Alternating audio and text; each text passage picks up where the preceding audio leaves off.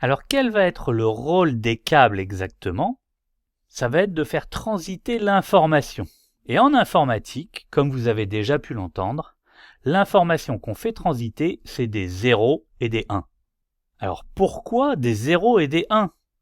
On a un système qu'on a l'habitude d'utiliser, le système décimal, où j'ai des chiffres de 0 à 9.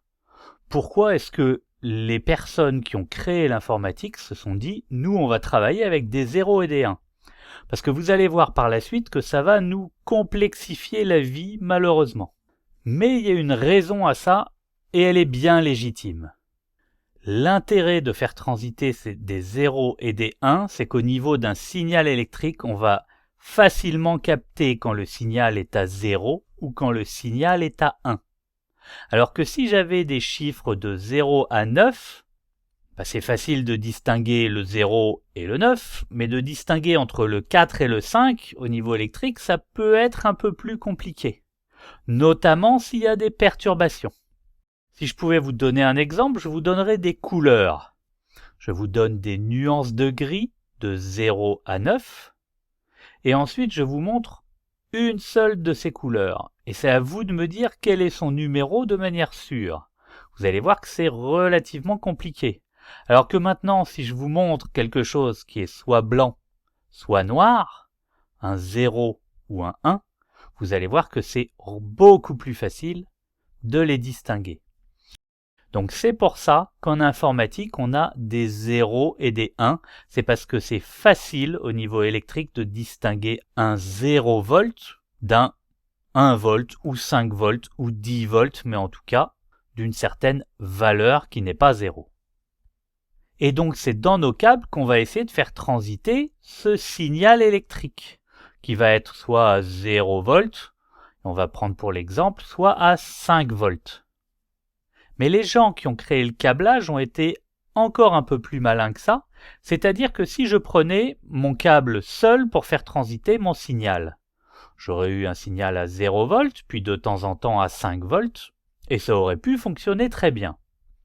Malheureusement, il peut arriver de temps en temps qu'il y ait des perturbations électromagnétiques, parce que j'ai un autre câble électrique qui passe à côté, parce que j'ai une lampe ou une ampoule à néon qui passe à côté et qui envoie une grosse décharge électromagnétique quand elle s'allume.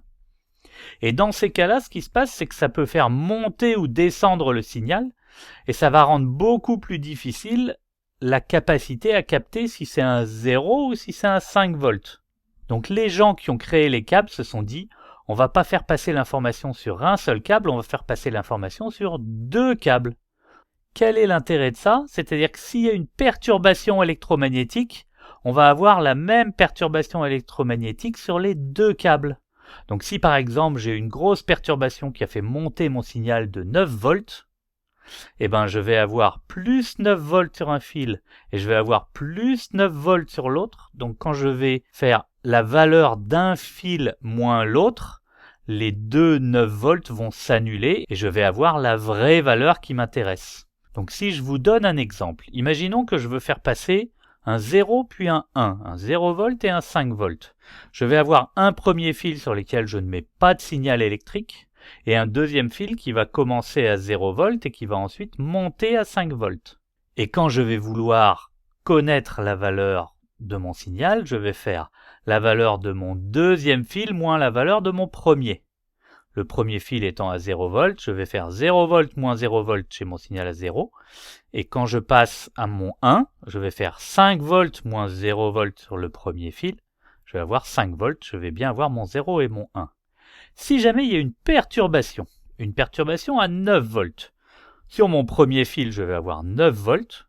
Sur mon deuxième fil, je vais avoir 9 volts dans un premier temps et ensuite 14 volts. C'est mes 5 volts plus les 9 volts. Donc maintenant, quand je vais faire la soustraction, je vais faire 9 volts moins 9 volts, 0 volts. Parfait. Je vais faire 14 volts moins 9 volts, 5 volts. Et je récupère mon signal, même s'il y a eu des perturbations magnétiques. C'est tout l'intérêt de travailler non pas avec un signal sur un seul fil, mais de faire une différence de potentiel entre deux fils.